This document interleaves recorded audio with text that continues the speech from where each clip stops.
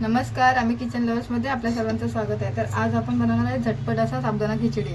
त्यासाठी तुम्ही बघू शकता आपण जो कढईमध्ये बटाटा फ्राय करण्यासाठी टाकलेला तो आपण मस्त असा फ्राय करून घेतलेला आहे। आता मी साबुदाण्यासाठी 4 ते 5 बारीक हिरव्या मिरच्या कापून घेतलेल्या आहेत आणि 4 ते 5 तास आधी साबुदाणा भिजवून घेतलेला आहे। आता आपण खिचडी तयार करू।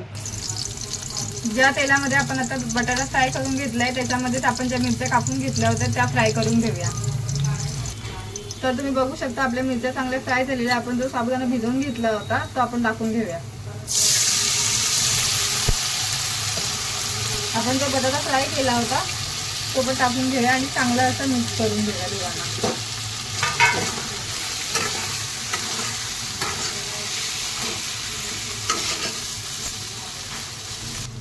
तर तुम्ही बघू शकता आपण याला मस्त असं मिक्स करून घेतलेलं आहे। आता आपण ह्याच्यामध्ये शेंगदाण्याचं कूट बारीक करून घेतलेलं आहे मी ते टाकून घेते आणि उपवासाचं मीठ घेते। चवीनुसार मीठ घालू शकतो आपण।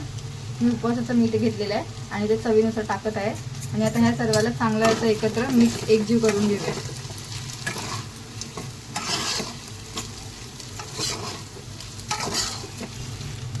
तुम्ही बघू शकता मस्त अशी आपली साबुदाण्याची झटपट खिचडी तयार झालेली आहे।